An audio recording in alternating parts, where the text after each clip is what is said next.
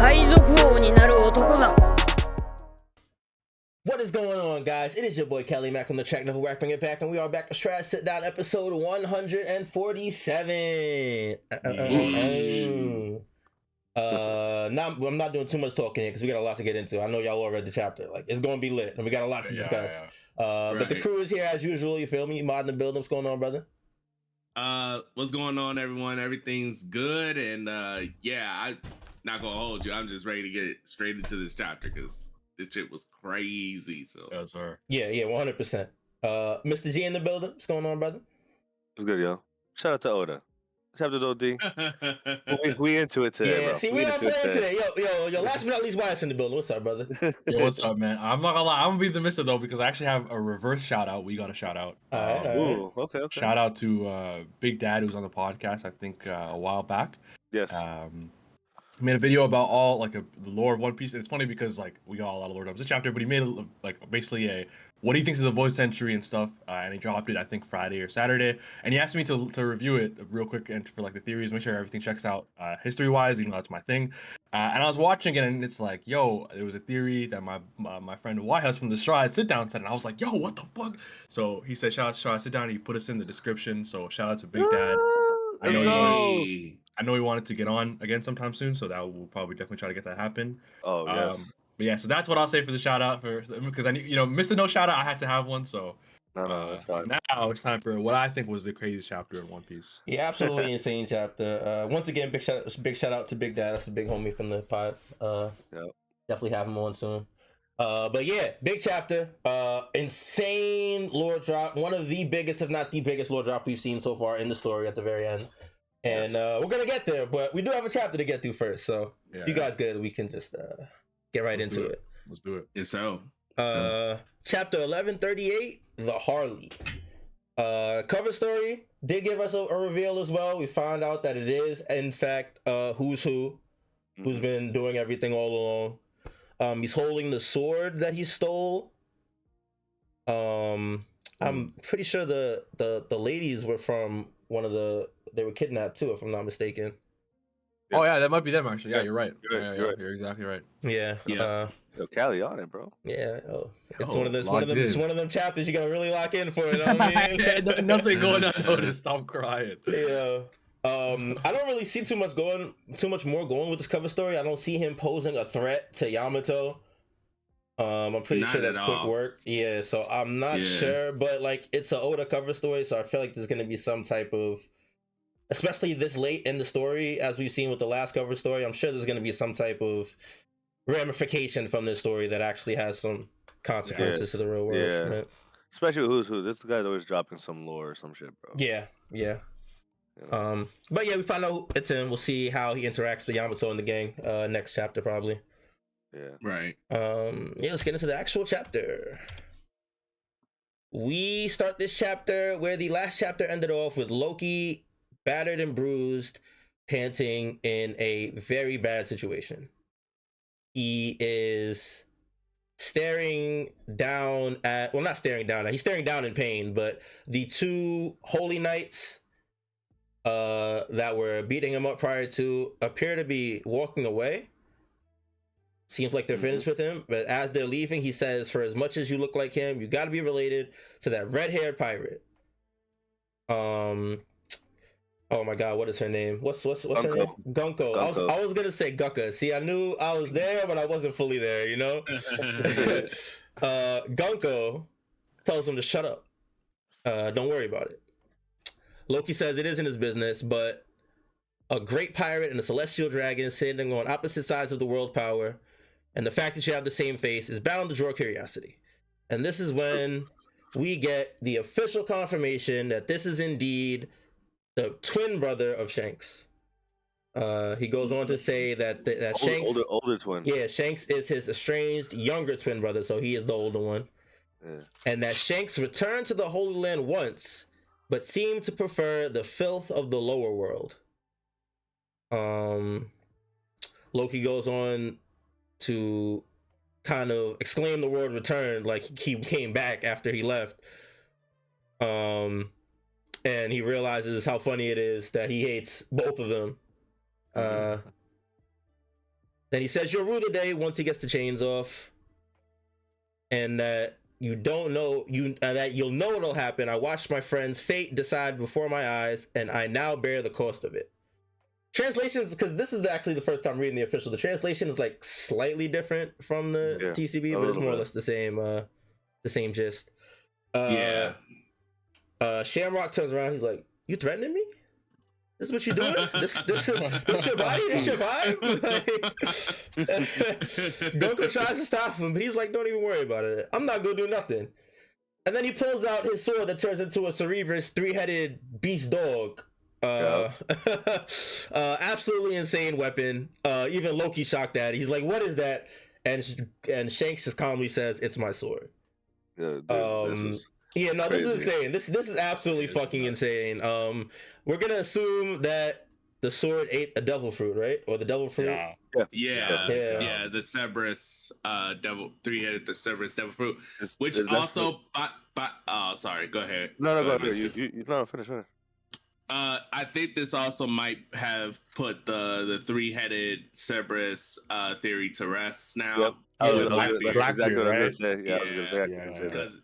Because the theory was that he ate the Cerberus devil fruit 3 heads, which is why he could consume 3 devil fruits or something like that. So that that's probably dead now. Not the dad scene that's crazy, but I never liked that shit because Marco said back in the Marineford, like his body's always been weird. I thought it was something specific like with that, like something about his constitution. But now I definitely rest in peace that theory. But this shit is crazy though. So what now? Not to play devil's advocate, but we do know that Vegapunk has been working on fake fruits, or at least a fake serum to replicate a fruit, right? Mm-hmm. Is it at all possible that Blackbeard has the original fruit and this is a replicate? It is absolutely. Yeah, I guess it's possible. But if anybody would have access to the replicate to Vegapunk, it would be the Holy Knights. I think this is a mythical fruit though, because it got the cloud, the black cloud that the Gorosei had, and you know. Well, Cerberus is a mythical. No. Well, it's a creature. Cerberus is a mythical. But at the same time, not to necessarily feed into what Callie's saying, but technically the Kaido's fruit is also mythical. You're right.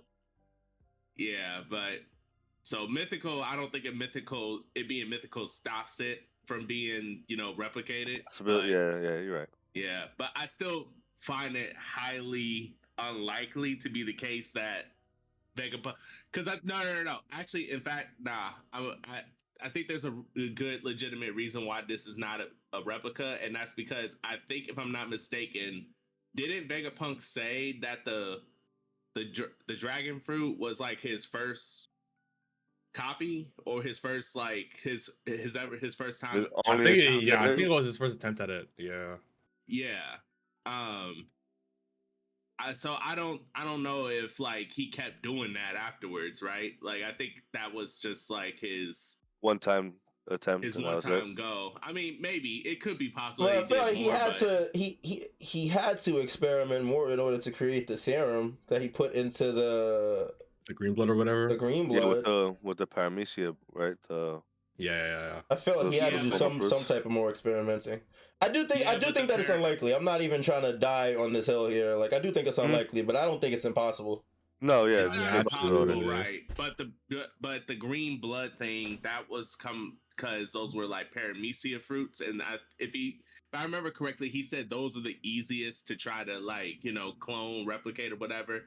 Then zones are the next step, and then Logia. He said he's never replicated a Logia before, or never been able to copy it in any shape or fashion. So, I guess it's theoretically possible, but with the rarity of mythical devil fruits in general, I just find it a little hard to believe that he got his hands, or he saw the original Cerberus and then replicated it and then gave it to Shamrock or whoever from the Holy Knights or Celestial Dragons. You know what I mean? Like the likelihood of that happening is very low in my opinion. But that's fair. That's definitely fair. Yeah. One thing I want to say about this devil fruit is that I find it interesting that he doesn't give us the name of the devil fruit. It just says Cerberus.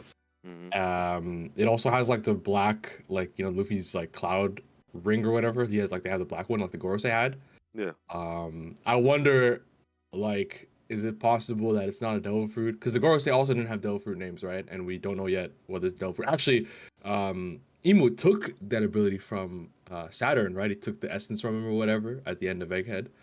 So yeah, I just wonder. Like, I think it's possible that just like them appearing in the pentagram has something to do with Imu. I think we can't discount the fact that this might not be a devil fruit either. For Gunko, they said it was arrow fruit, right? Yeah, and that's actually kind of like broadens my point about they didn't have a problem showing us Gunko's fruit. Why just say Cerberus for this thing? True, but the ring doesn't doesn't indicate anything big time. Yeah, the ring, like, because Yamato had a ring and Luffy had a ring before he was awakened. It doesn't really mean much, I think. Wait, did it? Lucci had one when he awakened. I was about to say Lucci and Kaku when they awakened. Yeah. And so they had a black one, which is weird. Right. I always thought that the ring was only for like generic Zoan awakens, but the thing is that like this is I'm assuming this is a mythical fruit, and if it is, maybe the ring could signify it's awakened. But even Luffy and Yamato had the white ring before I don't think they're awakened. We know Luffy wasn't. No, I mean, like, what I mean is that like this may be a Cerberus right now, right? But maybe its original form is not a Cerberus. Maybe it's just like a one. I see the vision. Yeah, and right here at this point, its form right here is a fully awakened. Is what it looks like awakened. That makes sense. Yeah, it's what it looks like fully awakened. Yeah. Yeah, that makes sense. It could be. But yeah, I just think it's interesting. It's just the name, and not the devil. Yeah, not mentioning the devil fruit is definitely worth taking note of at the very least. It's crazy. Yeah, I'm kind of leaning a little bit more towards Wise if I were to pick a side, but it's definitely hard to tell as of right now. But yeah, definitely a sick ability. The monster Cerberus comes out looking extremely vicious and villainous. And then swords extend out of its mouth, which is even more insane. And then the head spin and twist off and fly away, which is even more insane. Like, I don't know what the hell this fruit is, but as the Cerberus is splitting apart into 3 separate sword dog heads, Gunko is creating a plane out of her arrows. So like this fruit is just does whatever it wants, obviously. She's telling Shamrock that they need to go. He needs to cover his presence. Tells the dog heads to scramble and they fly off into the sky. He tells the dog body to return and it turns back into his sword. And then he hops on top of the plane that Gunko is using to fly away from where they're at. I don't know if he says hop here, but like nah. It's just okay. Because I was like that'd be kind of funny. I can't lie. That would be hilarious. He tells Loki, if you survive, come and kill me. I'll be ready for you. And then as he says that, the dog heads turn around and change the direction mid-flight and begin to descend directly towards his body, sharp blades pointing towards him. And he's like, even I can't handle getting run through by those. Curse you, celestial dragon. As he's screaming and cursing, can't do anything because he's bound by the chains, and he stabs them direct, and the dog stab him directly as he screams, "Damn you to hell!" And yeah, it's looking rough. It's looking rough. I ain't gonna lie. That was rough. He's not dead though, right? We don't think he's dead. I hope not. No, he's way too. He's way too important. He's way too important, like, and it's Oda, so we know he's not dead. Yeah. I know that adding that is Oda. I mean, we know, like we know what time it is with Oda, man. Shit. Still not looking great though. This shit looking wild right now. I wanted to say though that like looks like I was wrong. Like I thought for sure that like Luffy and them would end up being there because Yeah. to me it made sense to like save him Yeah. through someone that is trying to actually save him. Yeah. So Yeah, I was wrong as well. Yeah. yeah, but We I take that. mean, but I still think he's going to get saved though. But I think he's going to get saved now by the person he was on the phone with, whoever that was, and it's probably the Islander that We keep saying. yeah, that we keep seeing. That's You guys at think least so? I thought we saw. I thought we saw the Islander a little bit later in the chapter. We do see the Islander in this chapter. But I will say about the guy that's on the phone is that they said they haven't met, and if they've been on the island at the same time and haven't met, I'd be shocked. Oh, true. You Yeah, know what? I think Mosa is somewhere else. So The who's person on going the to phone. save him there? I think it's probably likely Luffy and them will, because they're looking for the key for him, right? So they'll run up on him. He'll be cooked, not dead, I don't think, Yeah. but he'll be unable to tell them, by the way, that it wasn't Shanks.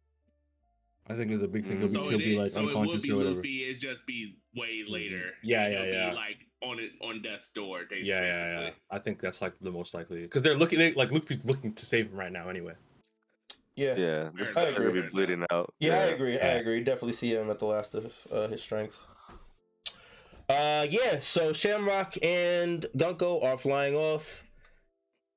Shamrock says, "Pacifying them all at once will be too hard. We need to get to the warrior's children first. Call one more." Gunko says, "Very well, which one?" So now, not only are they about to go after the poor children that we just met a few chapters prior, but they are also about to call another holy night onto Elbaf.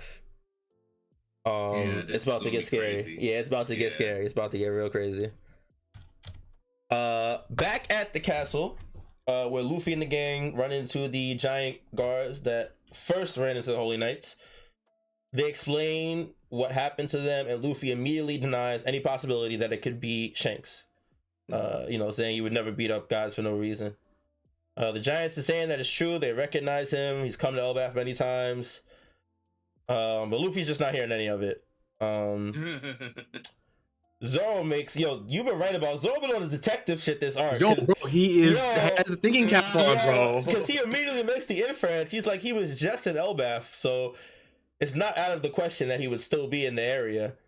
Like, he's on point. He's on point. Yeah. But Luffy's still absolutely denying it. He's not hearing any of it. Nami says you trust him so much. And Luffy just explodes. He's like, of course I do. Wouldn't you be mad if someone said stuff about that about Molly-Mare? And Nami corrects him like, you mean Bellamere. Which is an interesting tidbit because I don't think Luffy has ever mentioned Bellamere directly at all. And when Nami told the story in All Along Park, he was sleeping. Yeah. So like for him to have the knowledge of her name and realize how important, like he realizes she's as important to her as Shanks is to him, and that's pretty profound. But yeah, they start to speculate what it could be if it's possibly not Shanks. So they say, was it two identical people? Maybe they're brothers.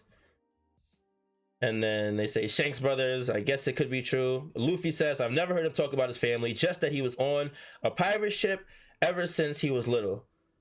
As he's saying this, we see a figure start to cut into the panel and beginning to walk towards the door of the castle.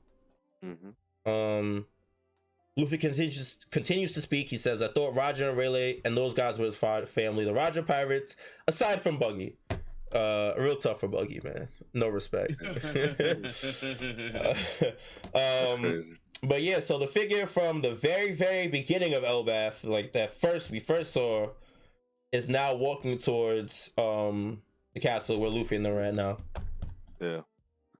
I can't wait for that interaction. Yeah, I have not the slightest clue who this could possibly be, but I'm sure they're Really, gonna be a big player. I think it's suspicious that he's walking up to him like amidst the panels where Luffy's talking about Shanks' family and his crew. Right. Roger's crew. Yeah. So you think it's damn, what's his name? Scott probably. Yeah. I think it's like okay. Can y'all for the possibility hypothetically, right? Third guy on Roger's crew, double axes with the shades, long black hair. The left wing, right? Because of yeah. Rayleigh's the right, right. hypothetical, because I knew that, of course, not me, but for the people that No, didn't absolutely. know. No, Mister, you're on the ball today, man. But yeah, I just think he's like literally smack dab, in the middle of those bubbles, and Luffy talking. So I think it's just a little bit coincidental. I mean, it would be like, I guess I don't know. The hair for some reason throwing me off, and like the fit. I still think it's way more like Shiki than anything. Yes, I think they're trying to throw you off. That's why. Yo, yeah, Like, Oda's it's the on red his herring. tail. Like it could be like a hat that has that. You know what I mean? Like, and Yeah, it's yeah. just That's a funny way to put that. Yeah. But it could be. I think Shiki is also like a much more like impactful appearance here. That Just would be because. surprising as hell to both the viewer and obviously the Straw Hats. Yeah. Right there, right?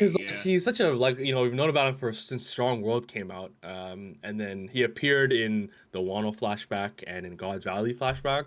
It seems like he's coming back up in the story. So I just think it would be interesting if it was Shiki, but I mean I'm not gonna hate on Scarborough Gavin. That's pirate crew right there, pirate king crew right there. So that would be interesting too. But yeah, I definitely think it's someone who can tell them about right. Yeah, it's someone who can tell them about Shanks' family and who we might have been before Luffy met him. And I wouldn't be surprised if he was actually the father of Yeah, the one absolutely. giant kid. Colin, Ripley's Colin. Colin's husband. Because that's because they said that. That would make a lot of sense too. That's a good one. That's a good one. That's like the tie-in, right? They said that he was a strong pirate who wasn't afraid of the giants. And not just that though, but because now we have a confirmation of the Holy Knights going after the children, that adds another layer to this kidnapping that's possible. So. Right, because you see if it happens, right, and Shamrock, and they'll just like try to kidnap children, and if that is the father, and they try to take his son, you might see him step up to the plate and just go ham. So yeah, hopefully we'll see. We'll see. Yeah, that'd be dope. Yeah. Yeah. Definitely. Probably. Hopefully, we'll see a reveal for him next chapter. Yeah. We are getting one more chapter, right? Yes, one more chapter before another break. Oda is blessing us right now. He's been blessing us. He's cooking. How long has it been since we had 4 chapters in a row? It's been forever. It has been years, I think. Years. It might have happened the first year we started the pod. I feel like it hasn't happened since. Definitely a blessing. Yeah. Moving on, we move on to Franky and the bad giant whose name escapes me. Right. Ripley. Ripley. Right. Yep.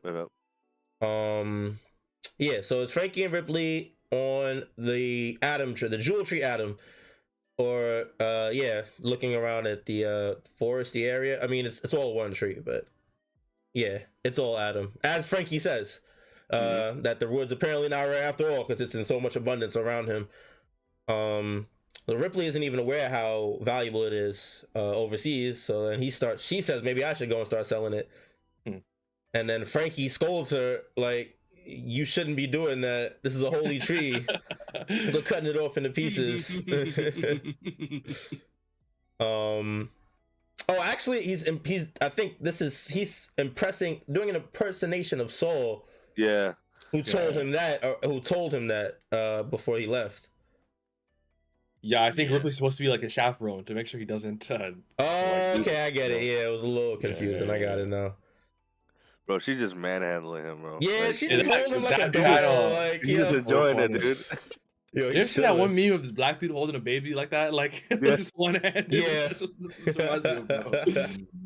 And Franky's one of the bigger guys of the crew, too. It's cursed, man. It's cursed.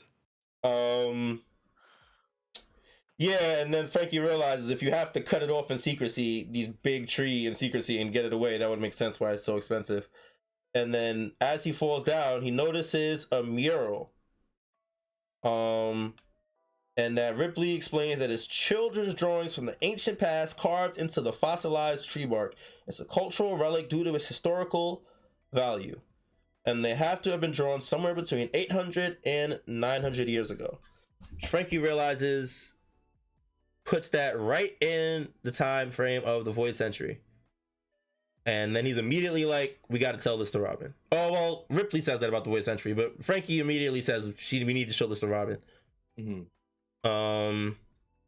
And then Franky realizes, even though it's an Elbaf drawing, they don't all look like giants. Yeah.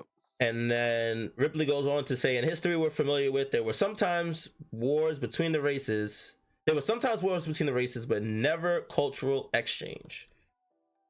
And then she says, maybe that simply means this was nothing more than a child's dream. I feel like when I first read this panel, I feel like there's something profound about it.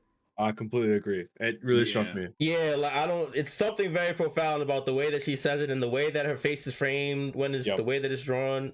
Yep. I'm gonna hold on to the way she said that. I feel like that's gonna come back up at some point. I think it literally is important in the discussion of this chapter. Yeah. But we'll get there later.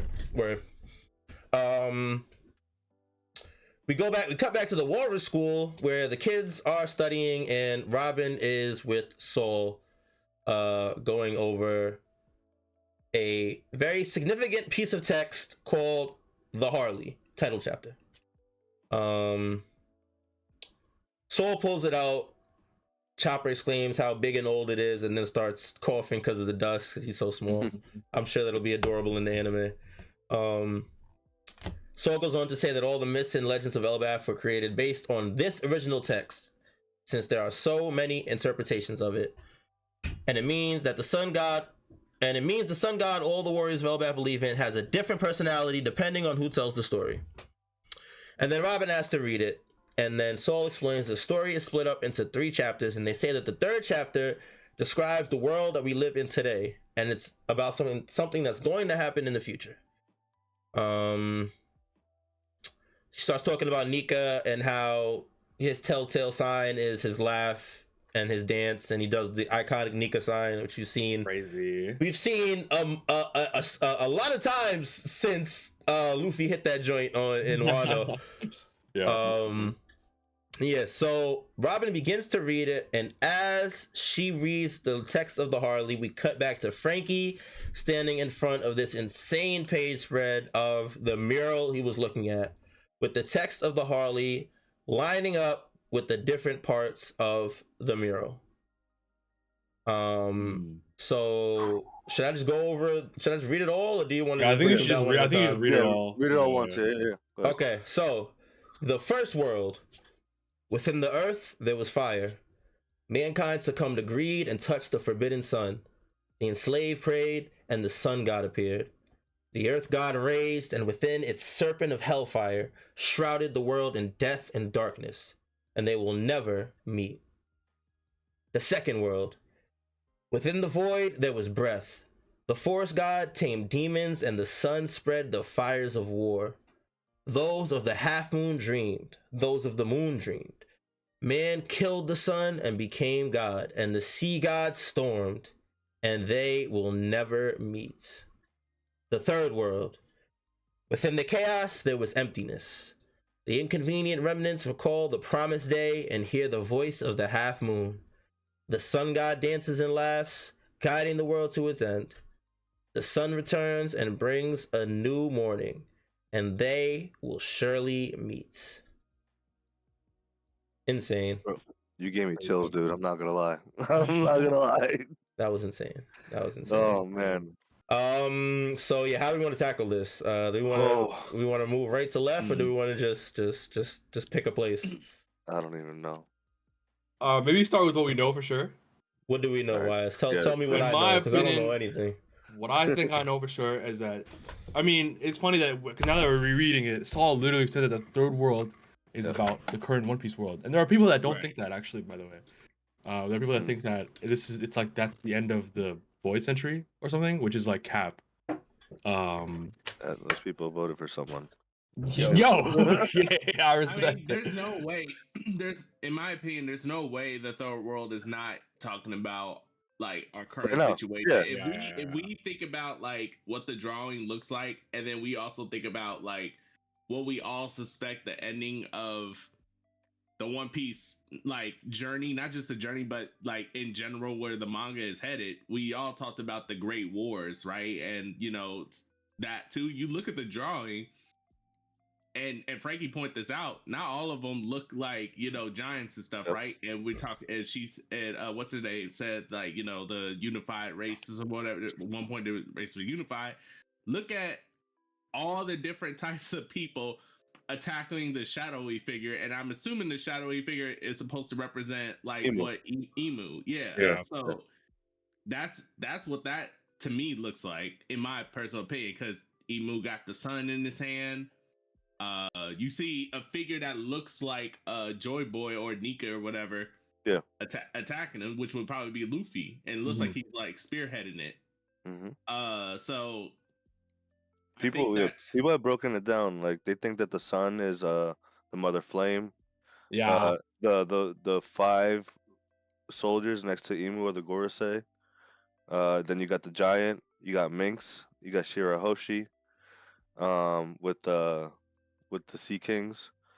You have Emmet, right? Yep. You got the Lunarian, you got the whales, you got the Minx with the Sulong, Yep. Alabasta. You got even the ancient giant like Oars. They're saying that the one with the ninja star is Wano. Yep. That would be I Kazuki think- right above them, right? Huh? No, I think that's supposed to be. People say that's Alabasta. I think it looks more like those are like Alabasta symbol, but Alabasta symbol looks like the like not the world government, the Joy Boy like sun symbol that was on which the is church of. what they have right now. Yeah. Yeah. But everyone is someone, which is crazy. Yeah. I know a lot of people have been speculating that giant might possibly be Loki. That would make sense because he's part ancient giant. The one with the spear? Yeah, the big one with the spear and the horns. Yeah, a lot of That people makes have been sense. speculating it might be Yeah, that Loki, makes sense. Yeah. which would all And then but you- confirm that he's the 10th member of the pirate crew. Ooh, that'd be crazy. And then I you mean, also even got there's a lot of Leo. people here. There's a lot of people Leo's here, race yeah. too. I got think it. The I midget think it- people.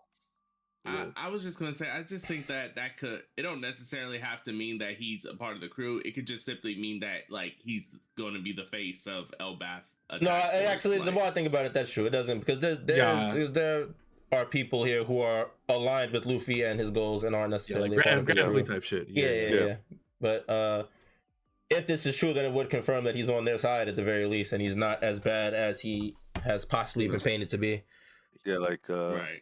what is it? What's that saying? Like it's only with the enemy, like, you know, Oh, the enemy of my enemy. is. yeah, exactly. Yeah. That one. So I feel like that's what he's gonna fall under. I see no way that the third world does not represent the future and the future battle with Emu versus I'm glad we all everyone. agree. Yeah. I'm glad we all agree. We all have brains to use. So I think the obviously the divide is the tree. Right? Yeah. That is where the first world meets the second world. And I'm not gonna lie, I think the second and the third world are both in the right side of the page, but like I can't tell where the divide is. Would it not? Oh, so you don't think the tree is the divide between the It's the first divide and third? between 1 and 2 for sure.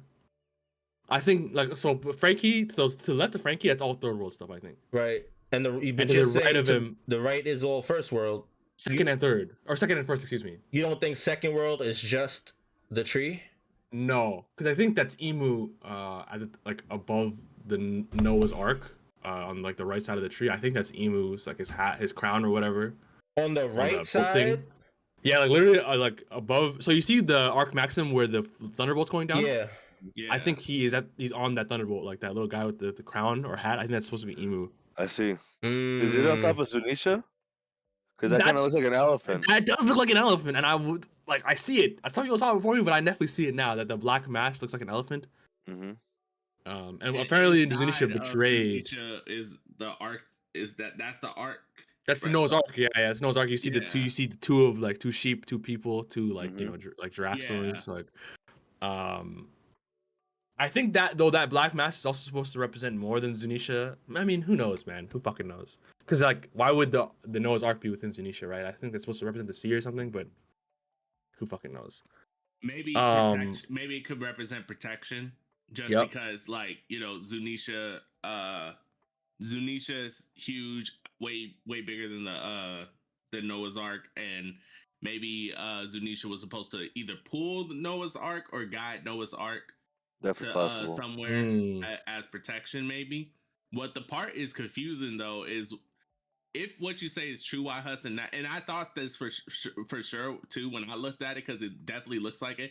If that's Emu riding Zunisha, why is oh wait a minute, hold on, I think I might have answered my own question just now, because what if Zunisha's crime is maybe they were Zunisha and Emu were companions, or like at least something together, and maybe because Joy Boy befriended Zunisha, maybe treated them better or whatever, his crime for going against Zunisha, I mean the crime for going against Emu in the world government. is, Yeah. is to scour the earth. Yeah, it's actually very possible. And we know I think Zunisha said they betrayed Joy Boy, so it also could be like the opposite, right? It could be that this is Zunisha's like helping Emu somehow.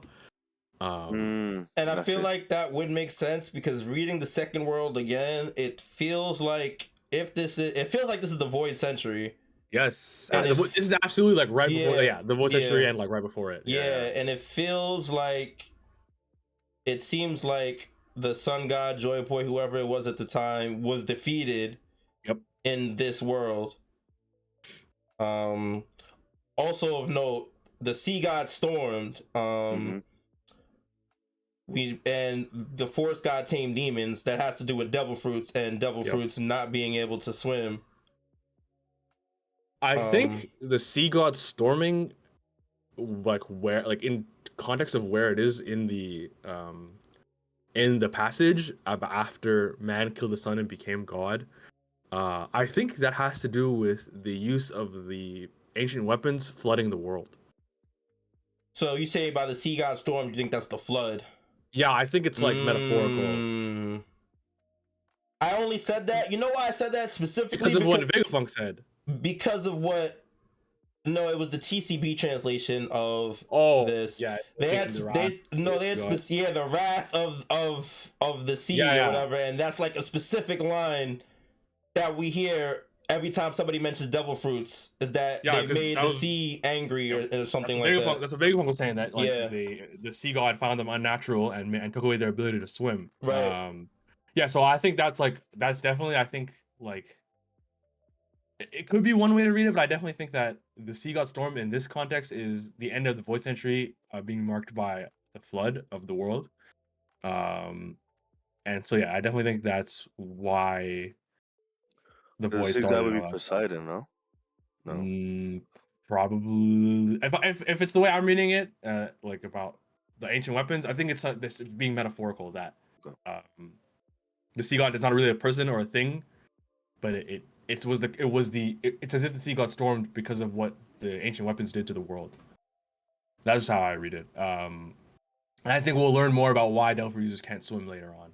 But I do think that the Forest God has to do with Delphis, no question. Okay. Because for some reason I took it for a second that in that second world, that's when they killed Joy Boy, like man killed the sun. I think that's also what that means too. Oh.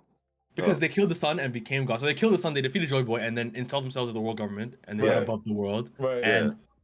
And like in killing Joy Boy and defeating him with the ancient weapons, they flooded the world by accident, maybe at first, unless Emu is the sea god, and like, yes, that's also a possibility, a possible reading of it, because Emu and is Emu backwards or whatever, right? There's a lot of ways to read it, because he is the one that did it basically, right? He destroyed. He has Uranus right now. Man, so many things, bro. Like, there's that.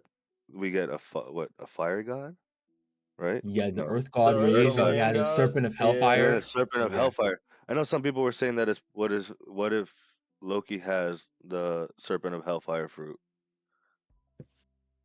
I think that doesn't. I think that makes a lot of sense. I think he has a fruit that makes him think he's like some world sort ending. Of sun god. Something. World ending. Yeah, Ragnarok, and I see where you're going with the serpent and Jormungandr and all that stuff, because that's when Ragnarok starts, right? When Jormungandr unlocks itself, right? So what if that is his fruit? That would make sense. That would make perfect sense. That'd be interesting. I just love it, bro. I was gonna say I like the reading of the Serpent of Hellfire as the red line for some reason, because the giants referred to the red line as the giant serpent soaked in blood back when they saved Luffy and them from the Island Eater at Little Garden. And I think the Earth God raged and used the creation of the red line, put the world into death and darkness, maybe by cutting off some supply or killing people on its path or something like that. But I think Well, I read a Japanese reading of the Serpent of Hellfire. Apparently, the Hellfire specifically was it meant karmic fire, and the way this passage goes about them touching the Forbidden Sun, and then being enslaved about it. It seems like, and even look at the furthest right thing that's not the serpent. It looks like a city almost, a bunch of skyscrapers Yeah, churning out yeah, smoke with a bunch of gears. It seems like they had a society similar to ours, where people are burning stuff like coal and fossil fuels to their own detriment, and at some point they're going to pay for it, which could be the raging of the Earth God, right? And if you could look at it in an allegory to like how we're doing our own planet, right? We're gonna pay for it in the end. yeah. So I think that's something Oda might have been going for. And I wonder what the Forbidden Sun is. Is it just supposed to mean like unreusable energy? It's possible. I Or think it's interesting that like certain characters, mainly Blackbeard, right? They mention an Earth God. He kind of he has the quake fruit, and then also they mention darkness and stuff. Like I feel like there's so many Mhm. variables that are falling into place that it's like making all this like become true. And the thing about the first world is that this is probably where the legends of all the Delphids came from in the second world when they were created. Mm. Like stuff like the Sun God, the Serpent Fellfire, all that stuff. Like that might be like that. All these legends. That's because Nico apparently appeared twice before now, right? So Yeah, Yeah, three, three pivotal points of history, that's which is why shit like is crazy. people can't tell if he's a destroyer god or or you or know, the or the or the Liberator. Yeah. Mhm. right. But man, I will say this is why one thing I love about Oda, like the Lord of the Rings definitely influenced us because they had the first age, second age, and third age. Mhm. And the third age is when they prophesize that like everyone will finally get together and defeat Sauron and the ring and all that stuff. So like Mhm. it's what's happening in fucking One Piece, and I'm just like over the moon right now. Yeah, it's Shit is crazy, absolutely bro. insane. Yeah. The Um, gears, go ahead. No, go ahead. Go ahead. That's okay.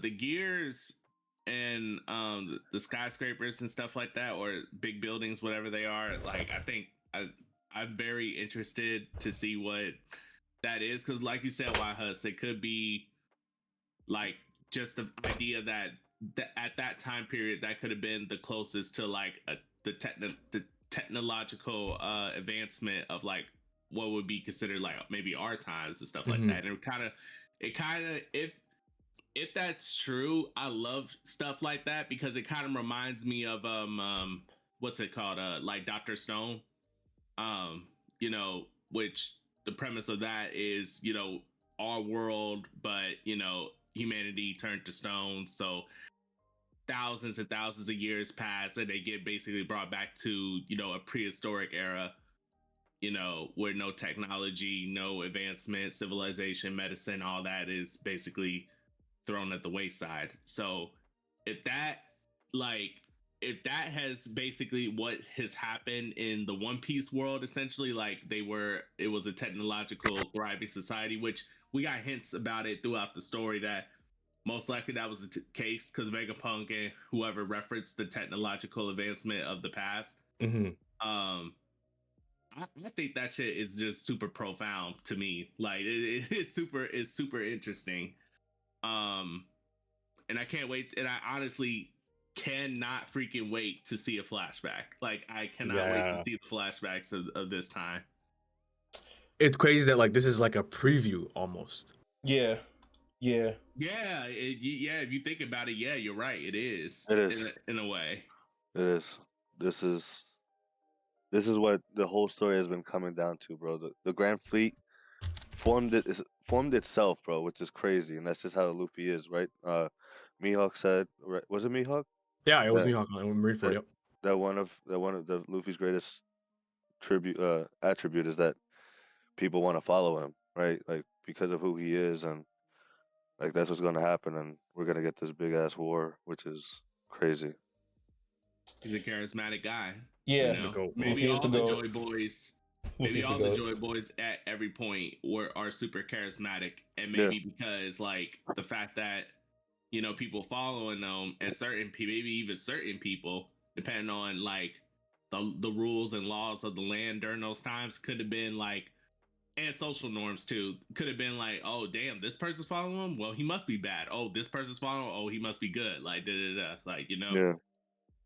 what do we think about the two guys clashing fire breath on the right side of the page? I'm assuming the one on the right is the fire serpent Serpent of serpent of Hellfire, yeah. hellfire, right? Yeah.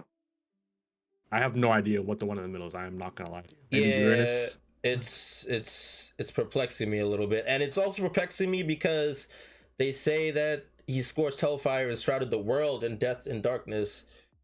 But we don't really see that here. We see him doing battle with whatever this other guy is. So is not that middle one? Is that not the forest god taming the demons? Because I'm like looking at it like this first part, right? Like this first part is the first world. Like you see the serpent, Mhm. and then the second world is that one coming down, like the forest god retaliating by taming the demons that were created during that first world. That makes sense, Loki. I guess it's just because we don't see it. That's not what we Yeah. see. So like, Yeah. we just don't know why they have these two clashing right now. That's not really. Yeah, I don't that's a good direct answer, I think. I don't see it as in clashing. I think it's like both of like what they did is like what changed the world type of Yeah, thing. Like I they're agree with changing you. I that think they're supposed to be atmosphere. something similar. Okay. It could be the ancient weapons, like maybe Uranus. Is that thing in the middle? But I don't know. Yeah, and then they did mention before that the society before was super way advanced. Even Vegapunk couldn't recreate half the shit that they were doing. So And what's crazy is that he was talking about the Void Century, like at the time. He was talking about the Ancient Kingdom then, and the third world. It seems. Wait, could this be the second world then? I think it is. Oh man. It's Wait, so many so what? questions. So Yeah. wait, what? We could like you just brought something up that made me think like maybe what if we're looking at this wrong? What if we're like on some Death Note shit where like I don't know if y'all remember, but like when L was given like that deductive problem and he tried to solve it with what he had working with, but L was like, well, you never considered the possibility that there was a third thing that I was hiding right here to make this more congruent. What if this is not the full picture and actually this is just the first two worlds and we don't actually have the picture of the third world at all? Like the original world that we don't have. I think Yeah. that's also possible. Yeah. I think that'd be unlikely. I kind of agree with you because I think there's some things that are shown, like the people reaching for the Forbidden Star. Like I think that's whatever this like conveyor belt thing is, the elevator that like the people going down and coming up with this looks like energy.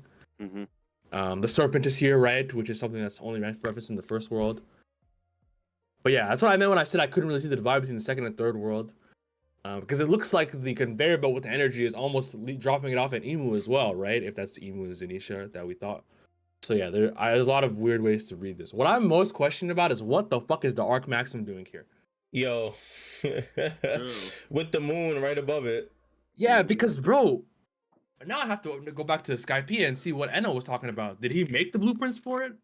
For the Arc Maxim? No. No, he didn't. Remember He when we found tried it. to do the yeah, remember not that he found it, but remember when I tried when we were doing the what it was the draft when we did that recent draft. Mm-hmm. I told you I was thinking about having my carpenter because I was like, oh okay, he created the Arcs Maxim, so therefore he would technically count as a car a shipwright or whatever. So but when I looked into it, no, I found out that the blueprints and stuff was actually made by the Skypeans, and he just they went with it, made it for him. So he didn't play any role in creating it in terms of like actual blueprints, actual labor. Of course, not labor because he was the god at that time of that world, but most likely they created it around him and what he wanted from it. So I'm assuming that most likely there was another Arcs Maximus that was created before in the past, and maybe they Had the blueprints. Yeah, either got the blueprints of that and made it for him again, basically. What's crazy is that it's shooting a lightning bolt here as well. And the ship is powered by lightning. And when Enno was on the moon and he discovered that city inside of it, it was powered by his devil fruit. It was specifically waiting for his devil fruit to power on. And I don't know what that means, like at all. But That It could could just be mean a few things. It's a big bet. coincidence. because the Skypians made the Arc Maxim and they're from the moon, right? I guess they were using a Right. devil fruit originally to power their societies. I mean, But and if you think about it, hold on, Wahas. If you think about it, we know somewhat of like how devil fruits are passed on, right? Or at least a working theory on that. yeah, they And- appear like when someone dies. Yeah. Right, and if the Skypians originally had the Arx Maximus, that means they most likely had the original devil fruit too. And True. whoever was the He's Skypian, right? He's was he not? Birkin, Yeah. but yeah, Skype, basically same shit.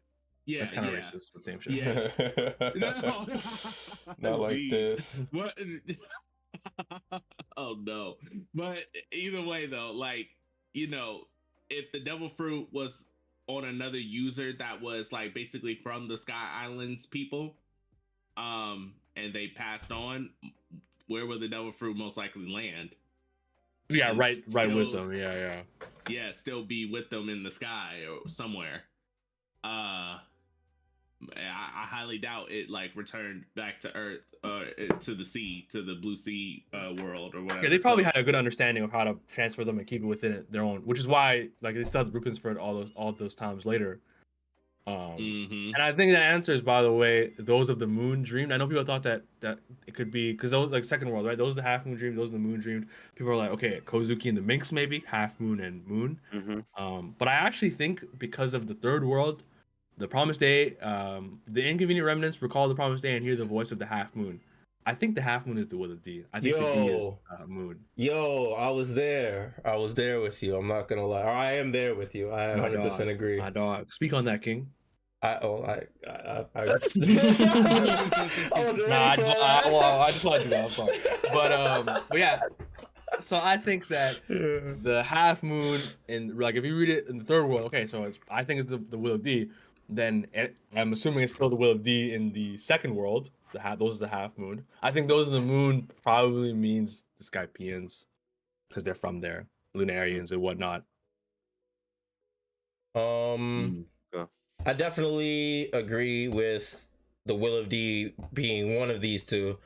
I guess it would make sense for if we're assuming the third world is present day.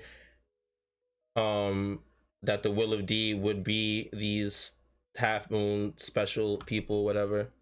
I'm a little iffy on what the other one would be. Those of the moon, if we're going on that assumption. I guess it is possible for them to be. It could be the Kozuki, it could be the Minx. There's way too many different possibilities of groups of people. You know what I mean? Absolutely. But yeah, I think the half moon thing. I think the chapter makes clear that the will of D is probably just meant to be a half a moon. Like the D itself doesn't mean anything. And I think there's a few panels like when obviously Oda's favorite panel, the first time Luffy does the Nika pose in Skypiea when they're at the bonfire. The top right of that page is the moon in a D formation, a half moon, which is crazy. And I think the first time they show Blackbeard's pirate crew, the moon is in the exact same. Well, obviously it's Jaya and Skypiea, it's the same arc. So the moon is in the same phase then. So interesting. Damn, bro, you blow my mind. Crazy, bro. Crazy. I think one thing I think is interesting is in the second world, the sun spread the fires of war. That's what I think. That's what he's doing on that panel. Like it's still spreading the fires of war, like fanning everything that's going on. But the sun is different than the forest god. That's how I'm reading it. The forest god tainted the demons, and the sun spread the fires of war. I'm assuming the sun this time, I'm sure, is Joy Boy. Yeah, that's what I would assume. Yeah. Well, what if this Joy Boy is the destructive one? You know what I mean? Like the first one, right? The first one was the one that was the liberator. And then this one was the destructive Joy Boy. Like the first one was Nika, then it's Joy Boy. You might be in your bag. And then maybe you know. I think the Ancient Kingdom like low key, they were maybe not the best of people. Back in the void century. Because it looked like they're using slaves. That was the point. Well, look, he's talking about. No, I meant like void century. Yeah, like so second after world. the first world, yeah. Yeah. Wait. Hold on. Hi. Do we know for a fact that the first world is before the void century? Yes. Yeah. We do know because the second world is like because I think the void, like the 100-year void, is between world 2 and 3. So I think world 2 is the time before the void, like Joy Boy's time. I mean, yeah, I think it's just a heavy inference, because the first world shrouds the world in death and darkness, and the second world literally starts with within the void there was breath. Like, I think it's just But it's inferring. an inference. That might be maybe. Yeah. It's just I guess because when I think of before the void century, right? I'm thinking like before 900, like AD. past 900 years, basically, like past that point. So the reason why it's like I'm kind of stuck on whether it is or not is because we heard the technological thing, the advancement of like the technological society before everybody was around the voice, was like, you know what I mean, before the void century actually happened. You know what I mean? Yeah. So that's why it's hard for me to say like, oh, well, you know, the first world, that was like 1,000 years ago or 1,200 years ago, because that's where it will all start theoretically, right? Like, I think we're forced to make that assumption because Vegapunk said to Robin, the show, when he was Shaka the first time they meet him, that the machinery that they found dates back to 800, 900 years ago, which is the void century. So it seems like if we assume that we're looking at the first world here with these skyscrapers, it would assume that after all the shit went bad, they like everything went bad. The Serpent of Hellfire shrouded the world in death and darkness, and then after a period of time, humanity reformed, and the Ancient Kingdom and other countries found their own civilizations. And it also could be the case that the skyscrapers here are like us, but the Ancient Kingdom is like some superpower shit. They might be on some the Jetsons type shit. Mm-hmm. I think that's probably likely, considering they had like ancient weapons and whatnot. This skyscraper, that literally looks like our own, time. Yeah, which is Sorta. doesn't have shit on the Ancient Kingdom. But I think it is interesting you bring up the fact that yes, it seems like even the first world was more advanced than the third world. Yeah, like they still seem to have machinery back then too. I think the Ancient Kingdom just refounded and remade it, kind of like Vegapunk is remaking the Ancient Kingdoms today. So you saying that there were not only, because I guess I might have been looking at it wrong then, because the way I looked at it, I thought that was just the time. No, that was like that, but maybe that makes sense, because I just remembered Egghead. We ran into the dude, the robot Emmett, yeah, who they said was from a time either in the void century before it or from a long time ago, but seemed so technologically advanced. I think the Ancient Kingdom is on some next level shit. Yeah, the first world was kind of like us, they would seem primitive to the Ancient Kingdom, which is in the second world. Like the Ancient Kingdom, I'm thinking of like Atlantis, bro. Remember the movie Atlantis? How they were super fucking super powered, like super advanced and all that shit. That's how I see it. Yes. Okay, so the first world, basically, they were technologically advanced, but it was probably closer to the akin to our world, and then the second world, they were even better than the first world. Yeah, straight up futuristic shit. Yeah, straight up. Because they have like flying machines and whatnot. And then everything flooded, and things were lost and reverted. People reverted in the third world. Yeah, and Emu and them were like, okay, like we don't want that to happen again. Reset everything. And they specifically hid stuff about machinery and any sort of technological advancements to keep people in like a state of like, the One Piece is a computer. Holy shit. Hey, yo. Are we on it right now? Yo. Computer with the Word doc with everything in the void century, bro. Holy shit. Hey, you might be spinning. That makes sense. That would make sense. Yeah. I entertained this shit, bro. Don't do that. That's fucking shock. No, I'll fuck with it. I'll fuck Watch. with it. We're I'll gonna fuck come with it. back a few years later. We're gonna come back and see that it It's legitimately true. is kind of a computer of some And kind, and and we're then gonna point. fucking Callie stumbled upon it like Zoro would. Yeah. Yeah, like, No, but hearing that does make me think that No, it's, the yeah. not a computer, but something technologically advanced that maybe could And help within. and the key is Luffy unlocking Gear 5. Yep. That's why Shanks is moving when he did. because Yeah, we have a because the Joy Boy, yeah. maybe there was no point in moving until The Joy Boy Joy Boy. came and the prophecy began to move forward. Yep. We getting Yeah. somewhere. We getting somewhere, Yeah. yo. We getting somewhere. We cooking. I wanted to say on the line, the sun spread the fires of war. I think the ancient kingdom, like, cause 20 kings were like, these guys gotta go. Like Yeah. that, like, I think that is kind of telling. And also, Joy Boy was a pirate. He did not want to stay in the ancient kingdom. And I think in the end, maybe they were fighting together because they thought Emu was not, the right way. But like Joy Boy had issues with the ancient kingdom, is what I'm trying to say. And again, shout out to Big Dad because I watched his video on it. And he was talking about how if you want to stay technologically superior, and if you are so technologically superior, you might have disparaging ideas and prejudices against the other people in the world.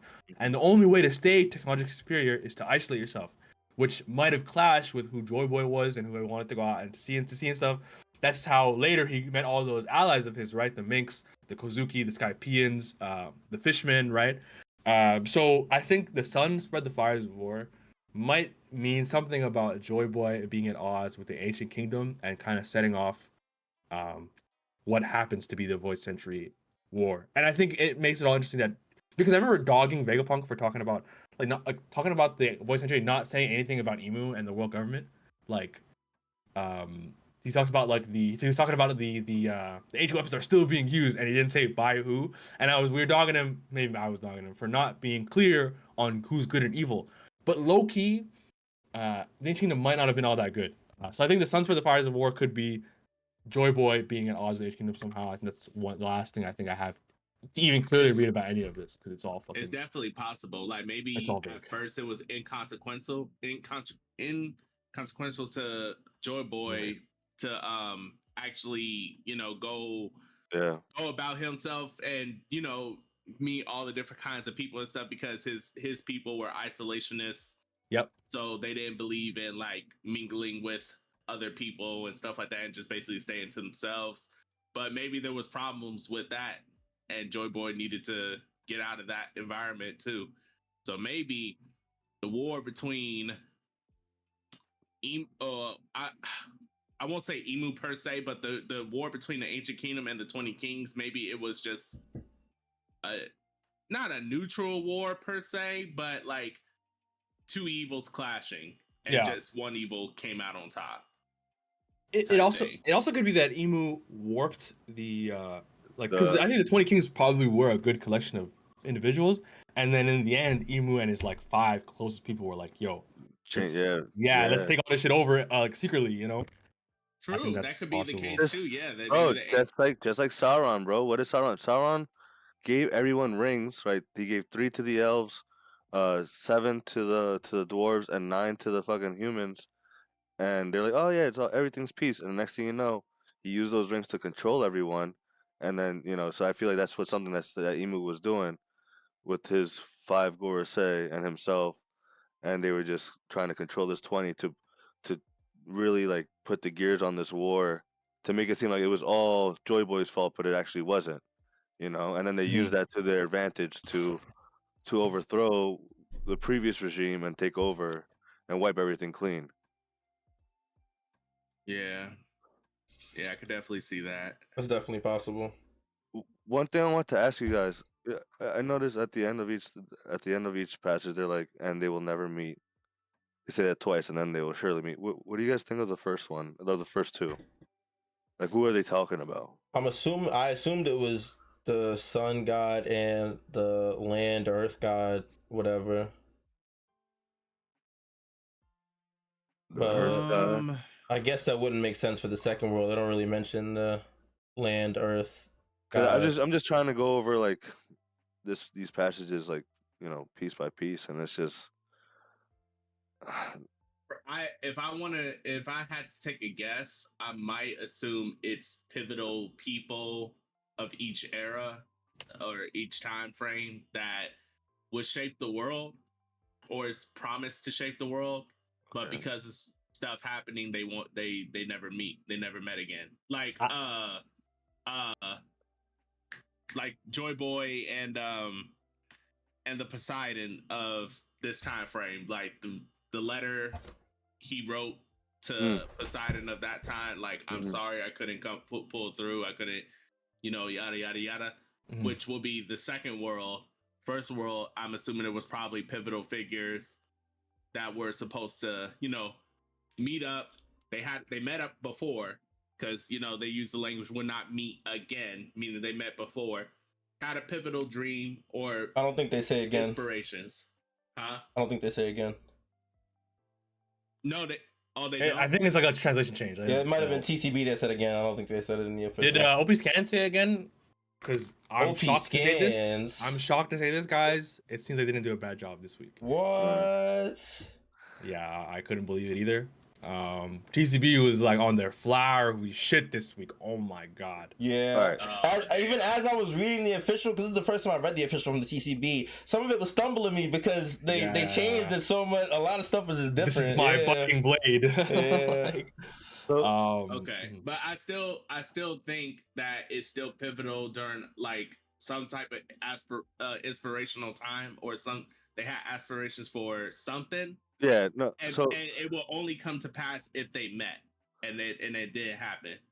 So like I'm going like just going verse by verse. Like the first world, like within the earth, it was fire. So that's when mankind decided, hey, instead of using like the solar, what's out there, let's dig into the earth, and that's what they started doing. Like you see that in the picture. to jump in, yeah, you can see, the elevator Right. goes downwards. They're coming up with the resource. Yeah, right. And then that, so that they kind of see the middle of the earth as a forbidden sun. Then the enslaved prayed, and then the sun god came. That's when the imagination came. So we get the sun god. When that happened, the earth god got enraged. So we have the two different gods that we get told there: the sun and the earth. The earth god uses the serpent of hellfire. So I think that's that picture because we got the Adam tree. I feel like that's the earth god with the Adam tree, right? To me, that would make a little sense. Wait, And they're where? spreading Ooh. at the middle, like the figure in the middle coming from the tree. And that's why they're like spreading the two together are spreading the hellfire in the earth, shrouding the world in death and darkness. And then the earth god and I guess the sun god will never meet. That's where I get confused. But that's just I'm just trying to like Put it together. put it Yeah, I think. Go ahead. I was gonna say I think I definitely really like Mod's ideas on like it's I don't think it might not be specifically X character and Y character, but I think it's supposed to be the ideas of like unity, because even Ripley says it that in this third world there's something about this that is like a dream, right? We've never seen races come together on this level, and I think that's what Joy Boy or whoever put this together is prophesizing, that the people of the earth are not one, but they will be one when Imu is defeated. And I think here's me putting on my theorist hat and like narrowing down my actual guesses is I think the Serpent of Hellfire is probably the Red Line, and the creation of the Red Line or the formation of the Red Line, whatever happened, devastated the world. It cut off a lot of things, people access to other places and whatnot. A lot of people probably died, and it was a terrible time. I think in the second one, the Sea God Storm is that's the a flood. good one, dude. Damn, that's a good one. Thank you. I think the Sea God Storming is the flood of the ancient weapons. So I think between World 1 and World 2 and World 3, there's a big change in the actual world. And I saw a good one that, okay, if the Red Line is created in the first world and the second world, the way the sea is forming could have created the Grand Line. And the Grand Line is impassable because of the calm belt, right? And the only way it's actually fucked. You really can't get from the Grand Line outside. I don't even know how people do that.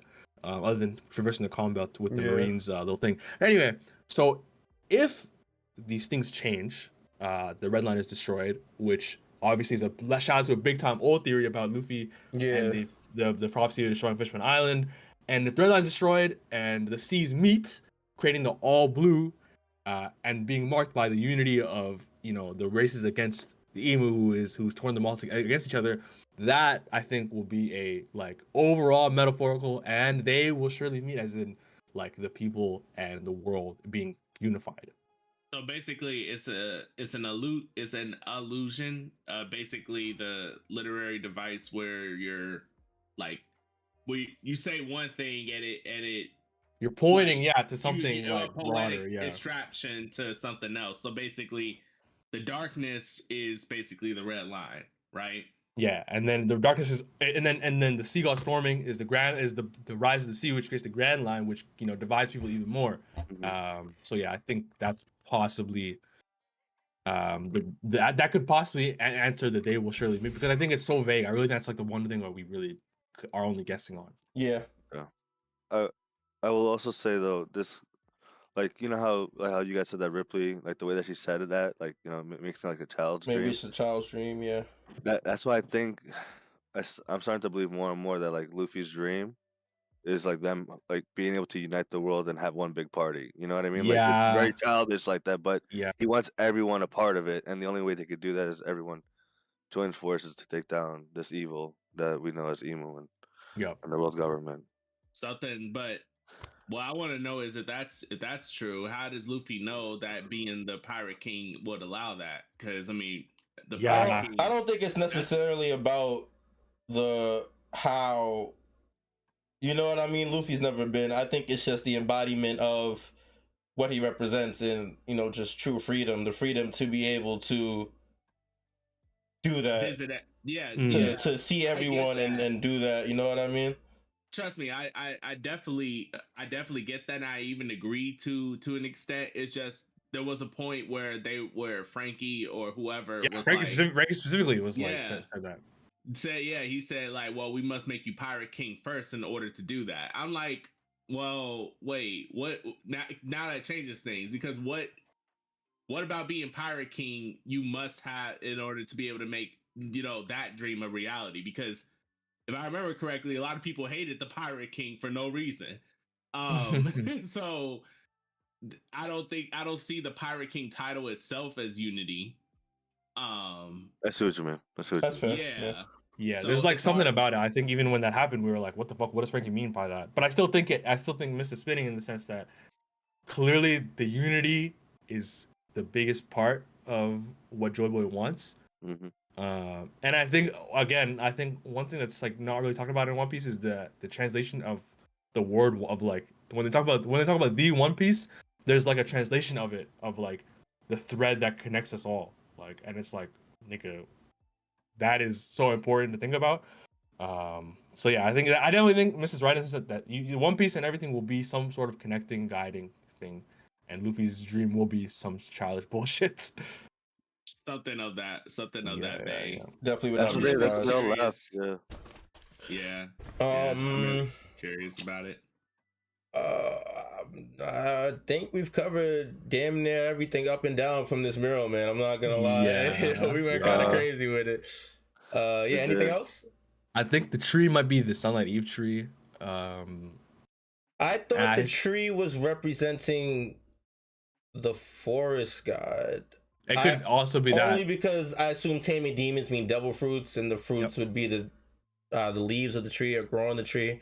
That was my primitive observation. I think they could be one and the same. That's fair. I saw a crazy idea that the branch of the tree, like just if you just look at one of them, they actually line up with King's face tat around his left eye. Like it looks like an olive branch around his eye. And the sunlight tree One Piece is crazy. The sunlight tree Eve is on the red line, right? Where they used to live. Also, that's another thing about the man killed the sun and became God. Is potentially the world government killing Lunarians too, and putting themselves on the red line where the Lunarians used to live, which is what Whitebeard said to Marco, right, in that flashback that Marco had in Wano about Whitebeard saying there used to be a land of gods up on the red line. Just another little tidbit, but yeah, I think that's really all I have to say about that. Yeah. Also, the last thing is that I think this is the first time they ever called the Earth the Earth. Is it really? Wait, really? Yeah, I don't think we ever called it a name before. Yo, that's so like One Piece that's world. so like arbitrarily like light. That Yeah, like no one would think about it. That shit's no like one's huge. thinking, like no one. I never thought about the fact that they called the Earth. Like Yeah. you know what I mean? Like it's just it felt so like Because people were like, "Yo, does it have another intuitive and name?" so self-explanatory. Like Yeah. But it's hey man, you know me, OCD for One Piece. I fear. Yo, I just want to revisit that last comment before that because I think it's a testament to how insane One Piece is. Like if you were to go up to somebody who never read One Piece and you were like, "Yo, the branches on the tree on this children's mural look just like the face tattoo on the second command of the Yonko." Like The last descendant of an ancient the race. last descendant of an ancient Basically, race. you're Yo, talking- you're you're like, that's been what? confirmed. You may as Yo. well be speaking in possum tongue. Yeah. Like that is actually insane, but it's testament sound to how just magnificent the story of One Piece is. It's just so Yeah, and I think that's grand. why we this. have our own language barriers between Yeah, like literally. us and other people. Like Literally. this mural, this chapter is genuinely like I think the craziest thing I've seen in One Piece. I think this is just like it gave me the same. Like I remember when Robin said to Odin's dad like Pluton is here, right? And I felt like in my heart I was like, nah, she didn't just say that, right? I felt the exact same way about like there's no way we're gonna see this, right? And then boom, we turn the page and you know this whole thing is here. I couldn't believe it, bro. This shit crazy. You know, this threw me off guard when I turned the page too. I was not. I thought the mural was done, or like we'd get it later or something like that. You know what I mean? I did not expect to turn the page to the mural perfectly aligning with the text she was reading. And I was telling my boys, bro, the fact that like Oda is starting with this, bro. We're like 10 chapters into Elbaf. Yeah. My nigga, like This is it, dude. it could it's gonna go so crazy. Has it really only been Yeah. 10 chapters? Like less Yeah. like 10, 13 max. Golly, nah, Elbaf is. And the thing is that like there's more to come, right? Yeah. Like more interpretations. We might even get more specific details of this mural. Yeah.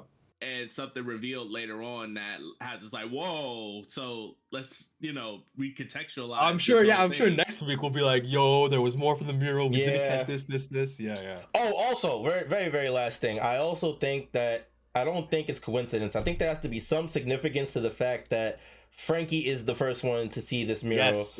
1000%, bro. I love it, and I love that he's like, we got to tell Robin, but at the same time, she's learning about this by reading the actual text. But So reading and a you got to put it visual together, yeah. representation, yeah. Because if Robin was the one to find this first, I feel like the code is becoming that much closer to crack. Whereas like Franky, I don't think he has context to interpret this. Like, no. we're He has reading no this, clue. But Franky has no clue as to what's going on probably here. Yeah. Even though he made some observations like all those people don't look like giants and stuff like that, so he probably make some guesses, but overall we need Robin to see this so we can get like an even bigger like. I just love that he's just like, no, yeah, we need to get Robin here. I think that's when we're gonna get the school attacked by Shamrock, right? He's headed there now, to prolong Robin from getting to this, basically. And not just that, something about the reason, like they wanted Loki specifically. I don't think it's because of the fruit. I think it has to deal with with maybe some ancient giant genes or something. They need something with the fucking with the giants. Mm-hmm. Because now they want to go after a kid. What if they need one of each race of some type of thing, like to like make like the Holy Knights complete or some shit? I don't know. Like it's just. What if they're just trying to disrupt the prophecy? Like that's. I think we can't forget the declaration he made when we first saw his Phase 2, right? About making the Lation of Giants heal to their basically become their military force.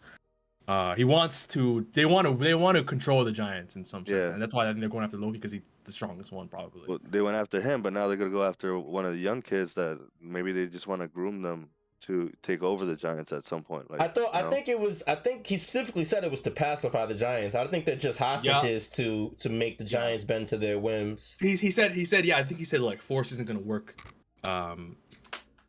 without this like a different another piece to play with the hostage. I think that's the primary thing. But but they definitely want giants for their military power.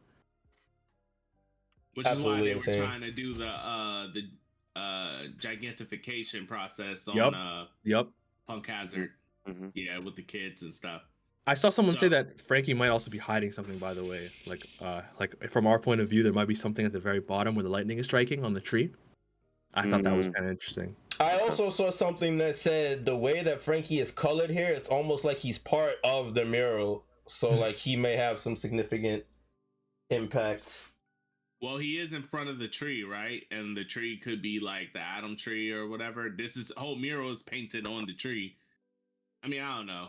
I might be looking a little. People too think deep he's gonna into like become Pluton, right, or something like, I like, thought it was- something like that. That's what I read, that he might become Yeah, Pluton Interesting.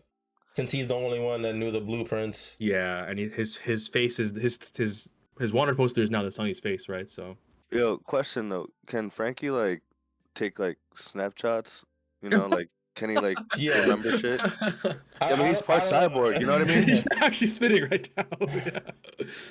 Well, You I don't never know. know. We'll have to see. You Yeah, I'm never just know. I'm just curious because he's part cyborg. Like I wonder if he like see things. He's like, yo, let me clap, like just take a quick screenshot of what he's saying. I'm not gonna lie, bro. They held on to those blueprints for a long time, at least a decade.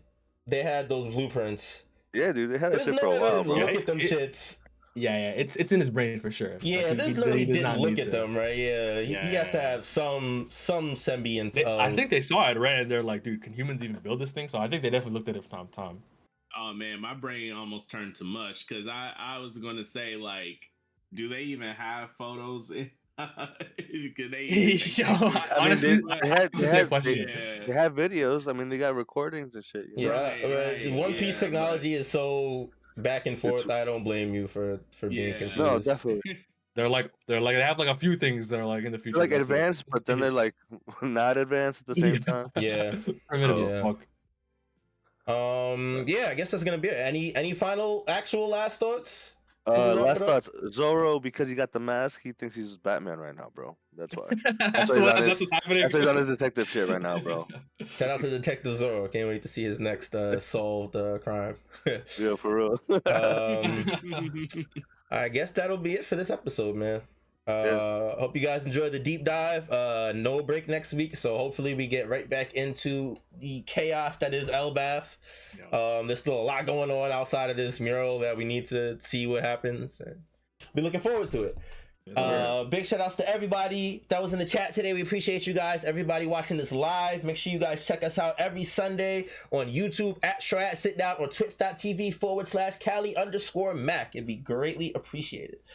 Big shout outs to everybody watching this after the fact on YouTube, on Apple Podcasts, Spotify Podcasts, etc. We appreciate you guys as well. Make sure you guys follow us on all our socials at Strawhat Sitdown on Instagram, TikTok, YouTube, and Twitter. You look for us, you will find us. Don't forget, we are also announcing a special giveaway for our 150th episode. If you guys tune in next week, we will have more details on how you can win one of these awesome devil fruit replicas that Mr. G is holding up right now. All right. So make sure you guys stay tuned, follow the socials, and we'll give you more info on that soon. And that's gonna be it. No break next week. So once again, we'll be back next Sunday to break down some more One Piece for you guys. But until then, you guys be safe, be healthy. We appreciate you guys, and we hope you have an outstanding day. Take it easy, fellas. Peace. There you go. Peace.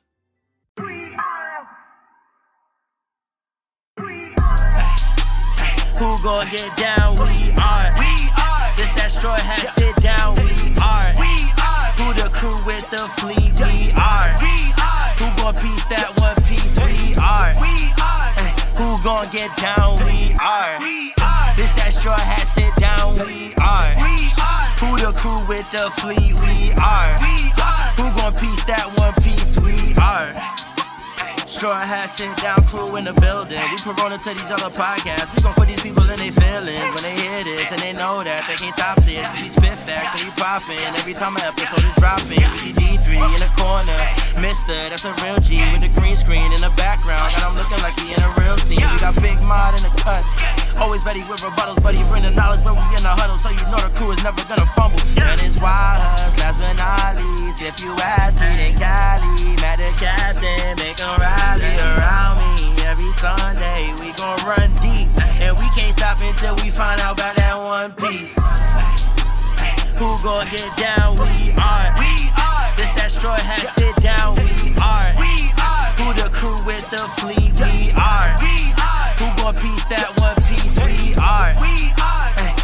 gon' get down? We are. This that Strawhat Sitdown. We are. Who the crew with the fleet? We are. Who gon' piece that